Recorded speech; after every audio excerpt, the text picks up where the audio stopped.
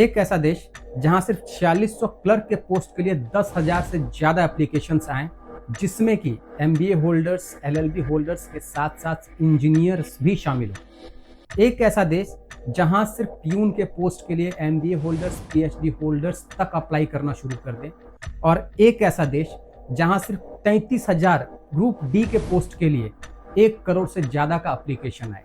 ये उस देश के एजुकेशन सिस्टम का फेल्योर नहीं तो और क्या है, और हमारा देश भी उसी कैटेगरी में आता है। हमारा देश इस स्तर तक कैसे पहुंच गया और इसे कैसे ठीक किया जा सकता है, इसे तो हम जानेंगे। पहले ये जान लेते हैं कि इस फेल एजुकेशन सिस्टम की शुरुआत हमारे देश में कहां से हुई थी। तो बात है सन 1608 की, जब अंग्रेज भारत में आए थे ट्रेड करने के लिए। शुरुआत तो उनकी ट्रेड करने से हुई थी, पर उन्होंने 1608 से लेकर के 1757 तक सिर्फ ट्रेड नहीं किया, बल्कि कई फैक्ट्रीज के सेटअप किए, साथ ही साथ बड़े बड़े ट्रेड सेंटर्स को ओपन किया। सो भी एक जगह नहीं, हमारे देश के कई जगहों पर। समय बीतता गया और अब आता है साल 1757। 1757 में सिराजुद्दौला, जो कि उस समय के बंगाल के नवाब थे, उनके बीच और ब्रिटिश ईस्ट इंडिया कंपनी के बीच कन्फ्लिक्ट आ गया। और कन्फ्लिक्ट था किस बात पर? तो ब्रिटिशर्स बंगाल में भी अपने ट्रेड सेंटर्स ओपन करना चाहते थे, साथ ही साथ अपना पॉलिटिकल इन्फ्लुएंस बंगाल में बढ़ाना चाहते थे। और सिराजुद्दौला ब्रिटिशर्स के इसी बात को मानने को तैयार नहीं थे। सिराजुद्दौला को कहीं ना कहीं मालूम था कि अंग्रेज कभी भी किसी भी ट्रेड के नियम और शर्तों को नहीं मानते, और ना ही वो टैक्स का भुगतान समय पर करते हैं। और इसी कन्फ्लिक्ट और विरोध करने की वजह से सिराजुद्दौला और उस समय के ब्रिटिश ईस्ट इंडिया कंपनी के बीच युद्ध छिड़ गया, जिसे लीड कर रहे थे रॉबर्ट क्लाइव। इस युद्ध का ही नाम पड़ा बाद में बैटल ऑफ प्लासी। इस युद्ध में सिराजुद्दौला की हार हुई और ब्रिटिशर्स जीत गए। उस जीत के बाद ही अंग्रेजों को यह एहसास होना शुरू हुआ कि वो इंडिया पर राज कर सकते हैं। फिर क्या था? 1757 के बाद अपने जड़ों को जमाने के लिए और अपने पॉलिटिकल इन्फ्लुएंस को बढ़ाने के लिए अंग्रेजों ने और भी युद्ध लड़े और उन्हें जीता भी।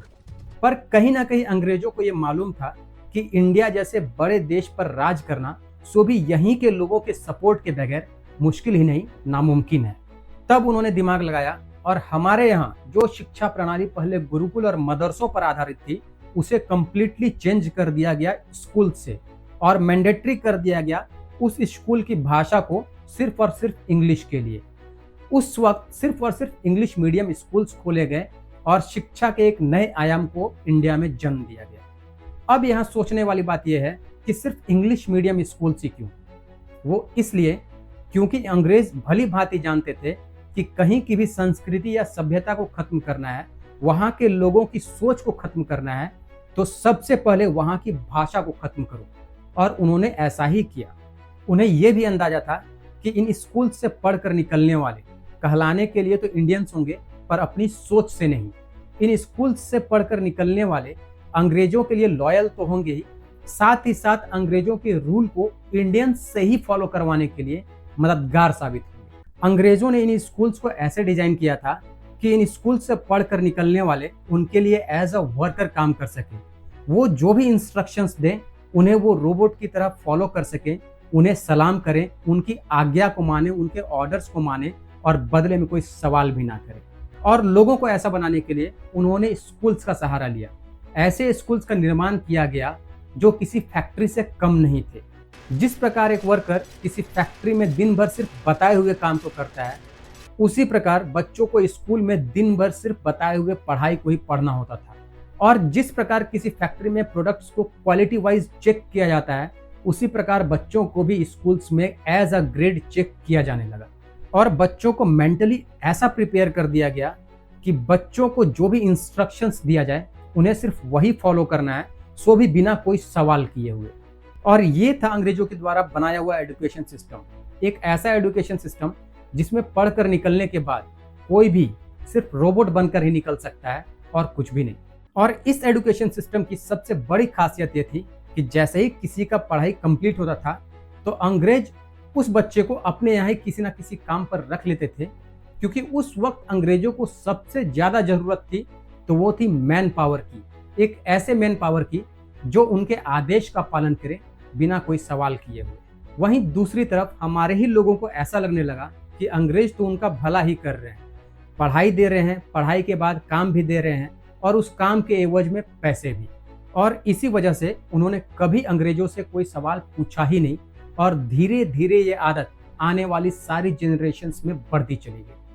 अभी तक मैंने जितनी भी बातें बताई, अगर मैं उसे सीधे तौर पर बताऊं तो सिर्फ इतना समझ लो कि जब अंग्रेजों को ये रियलाइज हुआ था कि वो इंडिया पर रूल कर सकते हैं, उस वक्त उनके पास सबसे बड़ी चुनौती थी मैन पावर की, क्योंकि वो गिनती में बहुत कम थे।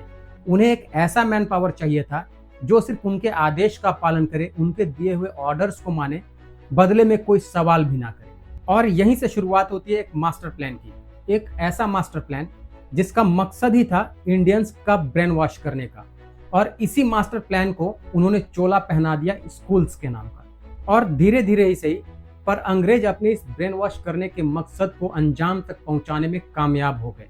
और यहीं से शुरुआत होती है हमारे गुलामी की। अंग्रेजों के ऑफिस में क्लर्क से लेकर सेना में सिपाही तक हर जगह इंडियंस काम कर रहे थे। अंग्रेज अपने मकसद में इस हद तक कामयाब हो चुके थे कि इंडियंस का यूज करके इंडियंस को ही गुलाम बनाने लगे। और ब्रेन वॉश इस हद तक किया जा चुका था कि अंग्रेजों के ऑर्डर्स को मानना इंडियंस अपना ड्यूटी समझने लगे। आज हमारे देश को आजाद हुए 77 साल से भी ज्यादा हो गए, फिर भी हमारा एजुकेशन सिस्टम आज भी वैसा का वैसा ही है। थोड़े बहुत चेंजेस जरूर किए गए, पर वो चेंजेस ना के बराबर है। और यही कारण है कि हमारा देश का हर एक जनरेशन आज भी मेंटली वैसा का वैसा ही है जैसा कि अंग्रेज छोड़ कर गए थे। अंग्रेज इतने चालाक थे कि उन्होंने एजुकेशन सिस्टम को इस तरह से डिजाइन ही किया था कि कोई बच्चा किसी सब्जेक्ट में तेज तो हो सकता है, रट्टा मार मार के टॉप तो कर सकता है, पर क्रिएटिविटी के नाम पर कुछ भी नहीं। और अगर साफ शब्दों में बोला जाए तो ये कोई एजुकेशन सिस्टम नहीं बल्कि एक ट्रैप था अंग्रेजों के द्वारा बनाया गया, जिसमें बच्चा पढ़ाई तो करेगा पर उनकी सुविधा के लिए और उनके अनुसार, उनके काम और उनके मुनाफे के लिए। एक ऐसा एजुकेशनल ट्रैप जिससे निकलने के बाद एक युवा ना तो कोई सवाल पूछ सके, ना कुछ नया सोच सके और ना ही कुछ नया कर सके। ओवरऑल बोला जाए तो क्रिएटिविटी के नाम पर कंप्लीट जीरो। ये तो विडंबना हमारे देश की है कि आजादी के इतने सालों बाद भी हम उसी एजुकेशन सिस्टम को फॉलो करते आ रहे हैं, जिसके परिणाम स्वरूप आज भी हमारे देश के युवा नौकरशाही के पीछे भाग रहे हैं। सालों की पढ़ाई करने के बाद भी नौकर की तरह काम करने के लिए नौकरी के पीछे भाग रहे हैं। बहुत सारे लोगों को मेरी ये बातें चुभ रही होंगी। अगर चुभ रही हैं तो बताइए कि क्या आपने कभी धीरू भाई अंबानी, विराट कोहली, गौतम अडानी या फिर अजीम प्रेमजी का नाम सुना है? आप सोच रहे होंगे हाँ, ये लोग बहुत अमीर हैं और साथ ही साथ सक्सेसफुल भी। पर बात सिर्फ इतनी नहीं है, सक्सेसफुल तो ये लोग हैं ही, पर कुछ और भी है जो इन लोगों में कॉमन है। और वो ये है कि ये सब किसी भी एजुकेशनल ट्रैप में नहीं फंसे, जिस एजुकेशनल ट्रैप में आज की जनरेशन के अधिकतर युवा हमारे देश में फंसे हुए हैं। एक तरफ है ये लोग और एक तरफ हो आप, जो शायद आज भी किसी कॉलेज में पढ़ाई कर रहे होगे, टाइम पर असाइनमेंट्स और 90% अटेंडेंस को फुलफिल कर रहे होगे, ना चाहते हुए भी सारे बुक्स को रट्टा मार रहे होगे और सारे रूल्स को भी फॉलो कर रहे होगे, सिर्फ इस उम्मीद में कि जब आपकी पढ़ाई कंप्लीट होगी तब आपके पास एक डिग्री होगी और उस डिग्री के बेसिस पर आपको एक अच्छी नौकरी मिल जाएगी, आप अपने माँ बाप के लिए एक अच्छा घर खरीद पाओगे, शादी करोगे, बच्चों को अच्छे स्कूल में भेजोगे और ढेर सारे पैसे कमाओगे। पर सच्चाई क्या आपको पता है? जब आपने तैयारी शुरू करी आप कितने साल के थे? सर उस समय हम 18 साल के थे और अभी हम 30 साल के हो गए। 30 साल के हो गए। 15 से 20 साल लगातार पढ़ाई करने के बाद फाइनली आपको एक डिग्री तो मिल जाती है, पर फिर पता चलता है कि आपको कोई नौकरी ही नहीं मिल रही। सर प्राइवेट में भी तो हम लोग को नौकरी नहीं मिल रही है। प्राइवेट में स्किल डेवलपमेंट के थ्रू 10,000 12,000 की नौकरी मिल रही है सर, जो मजदूर से भी कम नौकरी वेतन जो मिलता है। ना जाने आप कितने ही इंटरव्यूज अटेंड करते हो, पर इस कंपटीशन के दौर में किसी ना किसी वजह से आपको रिजेक्ट कर दिया जाता है। फिर आपके दोस्त ही आपका मजाक उड़ाने लगते हैं, आपके रिश्तेदार, आपके परिवार वाले ही आपका मजाक उड़ाने लगते हैं। जिंदगी में सारी चीज छूट गया सर, घर परिवार रिश्तेदार सारे छूट गए। हम लोग को बहुत हीन भावना से देखते हैं लोग, जो भी देखते हैं हम लोग को बहुत हीन भावना से, परिवार रिश्तेदार वाले उतने बात नहीं करते सर। और मैं 2 साल से गाँव में भी नहीं गया अभी तक। और इन सब की वजह से आप अपने सोशल लाइफ को खत्म कर देते हो, आपको किसी से मिलने में भी डर लगने लगता है। और मैं 2 साल से गाँव में भी नहीं गया अभी तक। क्यों नहीं जा रहा? दुख है सर, क्या बोलूँ, मैं अपने दुख और पीड़ा को किसी पर सामना नहीं कर सकता हूँ सर। आप भगवान से प्रार्थना नहीं, लिटरली आप भगवान से भीख मांगने लगते हो कि हे भगवान कम से कम सिर्फ एक नौकरी दिलवा दे। और इस वक्त तक का आपका सेल्फ स्टीम, आपका मोरल और आपका सेल्फ कॉन्फिडेंस सब खत्म हो गया रहता है और आखिरकार थक हार कर आप जाकर एक नौकरी को ज्वाइन करते हो जिसकी सैलरी बहुत कम होती है। फिर भी आप उस काम को करते हो क्योंकि अब आपके पास कोई ऑप्शन ही नहीं बचा होता। फिर आप उसी कम सैलरी में लोन पर एक घर ले लेते हो। माँ बाप की देखभाल, उनकी दवाइयाँ, बच्चों के स्कूल, घर का खर्च, सब कुछ उसी कम सैलरी में घींच तान कर चल रहा होता है। एक तरह से आप अपने आप को जंजीरों में बांध लेते हो और अब आपको हर वक्त सिर्फ एक ही डर सताता रहता है कि कहीं आपकी नौकरी चली गई तब आप क्या करोगे। घर के खर्च, लोन की ईएमआई, बच्चों की पढ़ाई, माँ बाप की दवाइयाँ, ये सब कैसे कंप्लीट होगा। ये सब सोच सोच कर धीरे धीरे आप अपने खुद के सपनों को ही दबाते चले जाते हो। सुबह चुपचाप उठते हो, काम पर जाते हो और शाम में घर को आते हो। फिर चाहे वो काम आपको पसंद हो या ना हो, आप करते हो। फिर एक दिन ऐसा आता है कि आपको यही डेली रूटीन आपका नॉर्मल लगने लगता है। फिर धीरे धीरे समय बीतते बीतते आप बूढ़े होते चले जाते हो और इस उम्र तक आते आते आपको ऐसा लगने लगता है कि शायद आप ही अनलकी थे या फिर आपकी किस्मत ही खराब थी, इसलिए आप अपनी जिंदगी में कुछ बड़ा नहीं कर सके। अदरवाइज आपने पढ़ाई तो बहुत ज्यादा की थी। पर सच्चाई कुछ और है मेरे भाई। Graduate unemployment is almost 30%, 30. Unemployment among people with higher education is 18%. And now look at unemployment among people who cannot read or write, just 3.4%. This is called educated unemployment. जिस एजुकेशन सिस्टम को आपने 15 से 20 साल बिना सवाल किए follow किया, सारे इंस्ट्रक्शंस माने, सारे एग्जामिनेशंस दिए, उस एजुकेशन सिस्टम को बनाया ही इसलिए गया था ताकि आप एक फेल्योर बनकर रह सके। आप किसी भी 4-5 सक्सेसफुल आदमियों के बारे में सोच के देखिए जिन्हें आप बहुत सक्सेसफुल मानते हो या जिनकी तरह लाइफ आप जीना चाहते हो। मैं ये कह सकता हूँ कि वो इस एजुकेशन सिस्टम की वजह से तो सक्सेसफुल नहीं होंगे, चाहे वो जो भी हो। पढ़ाई करने से लेकर के पढ़ाई करने के बाद तक सिर्फ दिए हुए इंस्ट्रक्शंस को फॉलो करें, ना कुछ आप नया सोच सके और ना ही कुछ नया कर सके। बस दिए हुए आदेश को माने, बिल्कुल एक रोबोट या फिर एक गुलाम की तरह, क्योंकि इस एजुकेशन सिस्टम को अंग्रेजों ने बनाया ही इसलिए था ताकि वो अपना काम निकलवा सके हम इंडियंस से। और उसी एजुकेशन सिस्टम को हम 200 साल होने को जा रहे हैं, आज तक ढोते आ रहे हैं। अंग्रेज तो चले गए, पर जिस गुलामी, नौकरशाही और सिर्फ इंस्ट्रक्शन फॉलो करने वाले बीज को वो हमारे दिमाग में डालकर उस वक्त गए थे, वो बीज आज भी वैसे ही पौधे उगा रही है।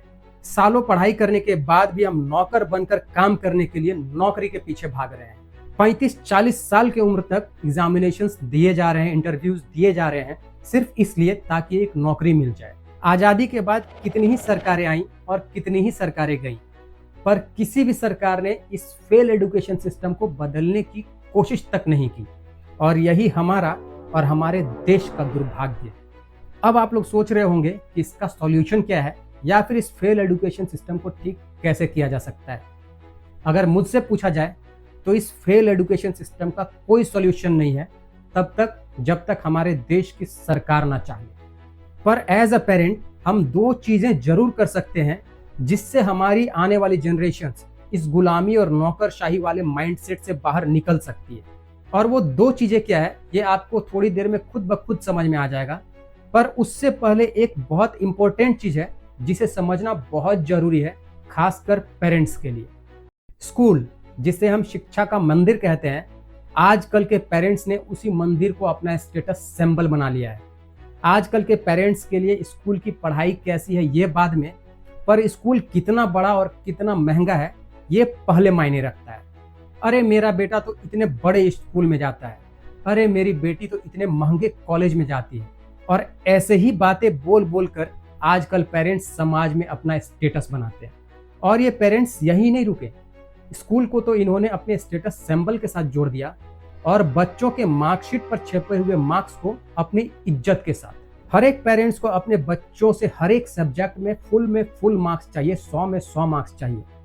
पता नहीं, शायद पेरेंट्स को ऐसा महसूस होता है कि बच्चों के मार्कशीट पर छपे हुए मार्क्स ही ये डिसाइड करेंगे कि समाज में उन पेरेंट्स को कितनी इज्जत मिलेगी या फिर इज्जत नहीं मिलेगी। धन्य है ऐसे पेरेंट्स।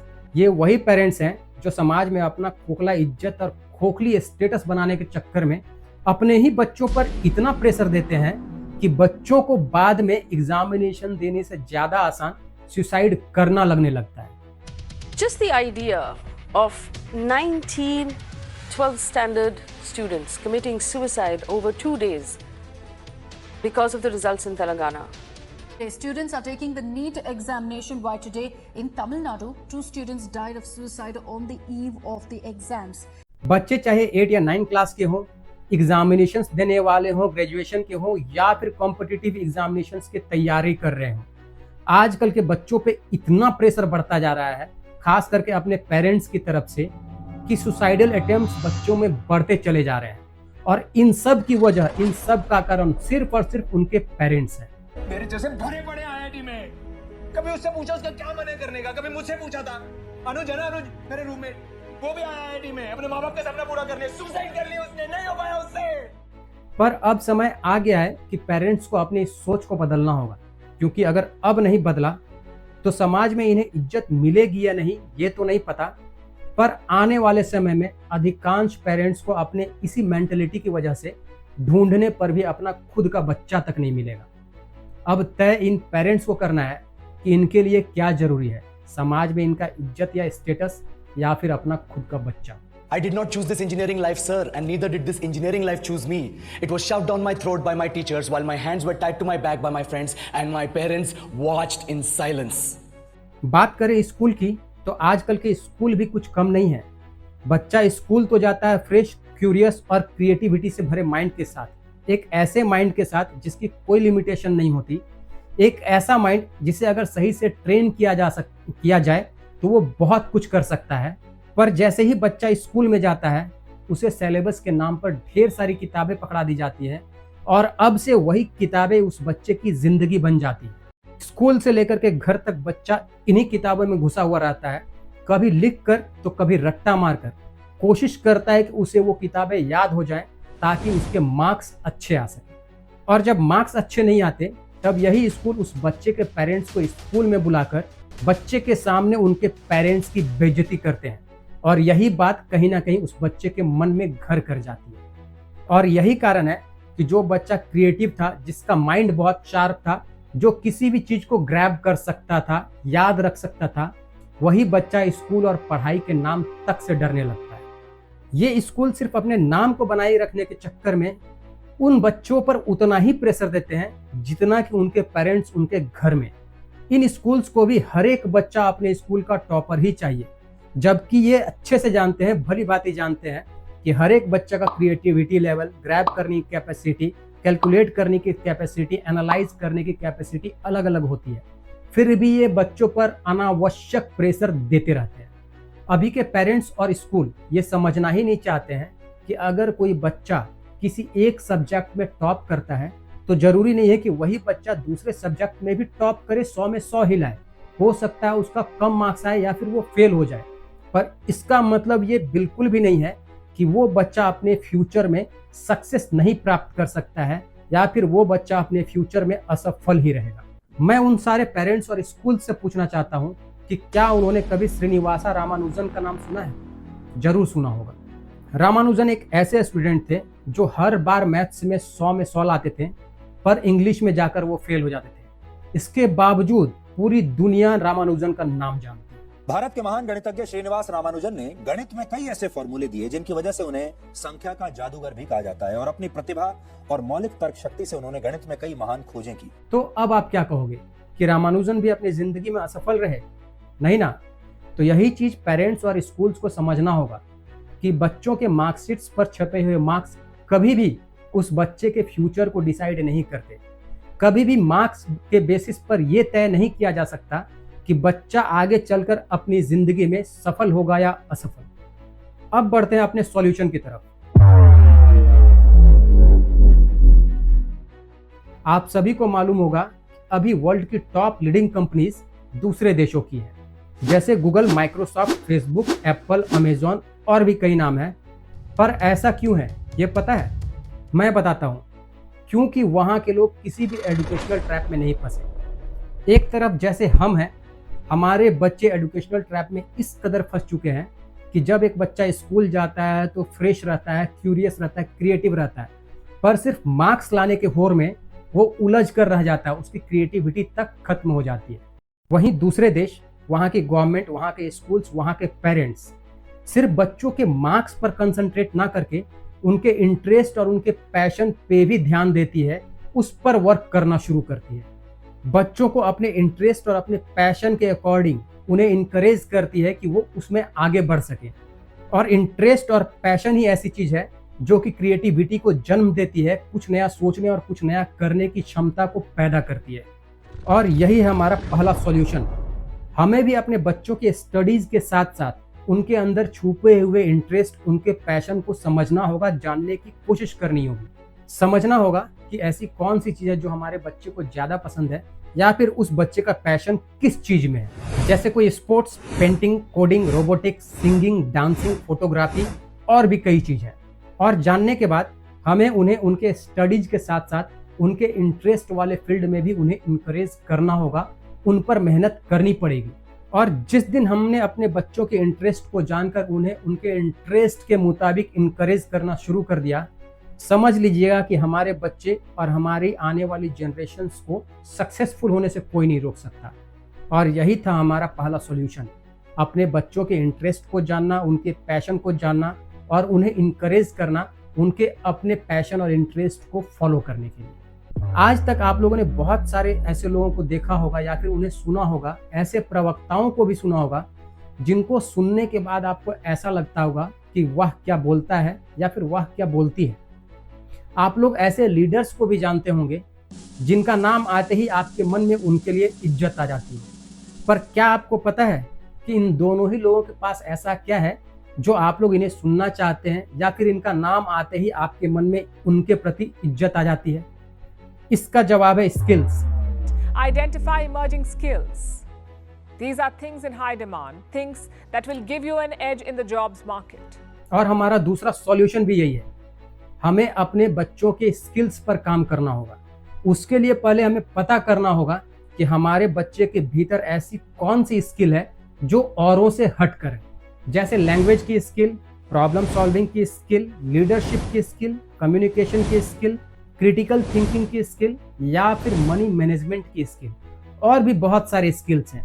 तो हमें पहले यही पता करना होगा, कोशिश करनी होगी जानने की कि हमारे बच्चों के अंदर ऐसी कौन सी स्किल है जिसमें वो औरों से बिल्कुल अलग है।